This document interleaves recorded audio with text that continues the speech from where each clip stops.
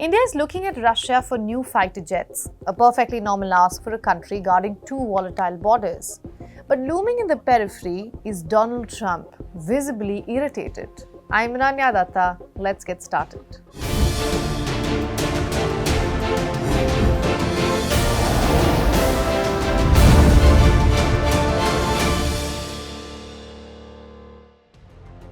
The India-Russia partnership came under some of the toughest pressure this year. Donald Trump's return to the White House brought the relationship under the public lens.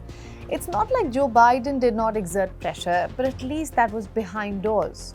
Diplomacy is a public affair for Trump, and his frustration with India advancing its partnership with Russia is public knowledge. Like in July this year, he doubled tariffs on Indian exports to an unheard 50%. China and India are the primary funders of the ongoing war by continuing to purchase Russian oil. But inexcusably, even NATO countries have not cut off much Russian energy and Russian energy products, which, as you know, I found out about 2 weeks ago, and I wasn't happy.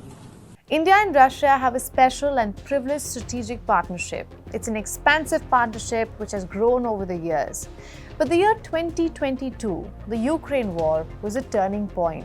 Trade is a big part of their collaboration. Bilateral trade hit a record $65.70 billion in 2023 and 2024. This target is to reach $100 billion in the next 5 years. Coal, stainless steel, medicine and chemicals, and seafood are some top trading items. Within trade, energy has become the main component that deserves a separate mention. India is the world's third largest consumer of crude oil after the US and China. And with limited domestic production, the country imports around 89% of its needs. Before the Ukraine war began, Russian oil accounted for just about 2.5% of India's imports. But with Moscow offering heavily discounted crude oil and transactions in national currency, the 2.5% became 36%. The two countries are also advancing in civil nuclear energy, with a probable project with 6 Russian-designed nuclear power units in India is in the pipeline. Third is the most important one, defense cooperation. This is one of the core components of India-Russia relations. Moscow is New Delhi's largest defense partnership, even after a significant drop in purchase of weapons this year. India already has about 200 Russian fighter jets and several batteries of the S-400 defense shields, which were used during the 4-day conflict with Pakistan in May this year. Russian weapons, in fact, account for about 36% of India's arsenal. And speaking of weapons, Bloomberg is reporting that India is interested in a new order of Russian Sukhoi 57 fighter jets and missile defense shields. The report further says that India's military is short on fighters and had asked the government to buy more Russian-made advanced fighter jets to plug the gap. Now, this order is expected to be discussed when President Vladimir Putin arrives in New Delhi this week for the very first time since the invasion of Ukraine. The discussions couldn't have come at a worse time for Trump. He's busy hosting Ukrainian officials and dispatching his best men to Moscow, all in a bid to stop the war in Ukraine. Ukraine's got some difficult little problems. Some difficult problems.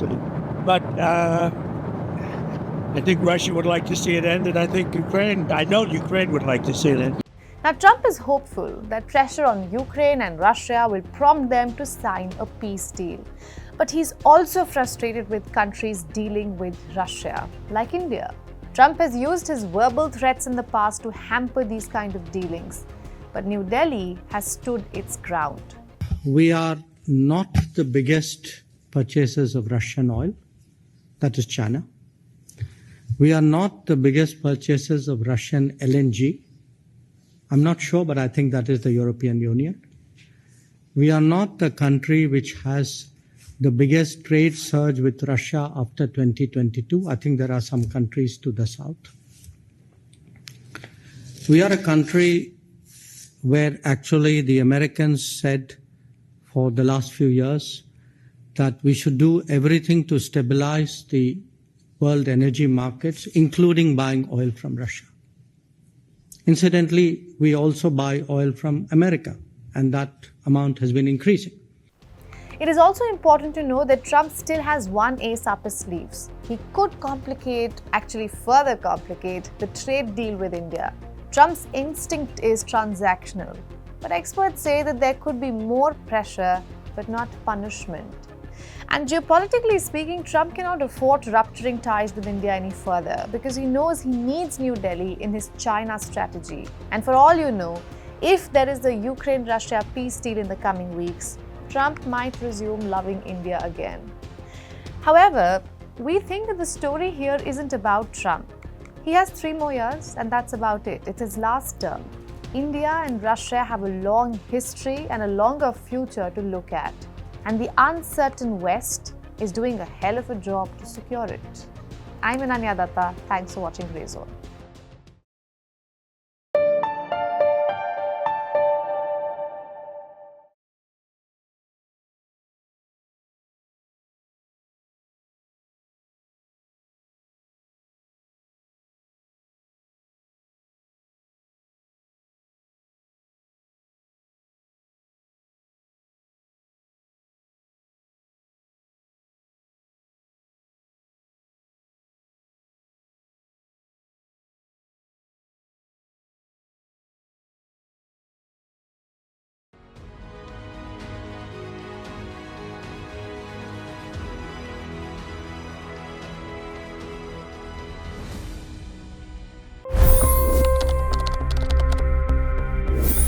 $25 crore गरीब गरीबी को परास्त करके बाहर निकले।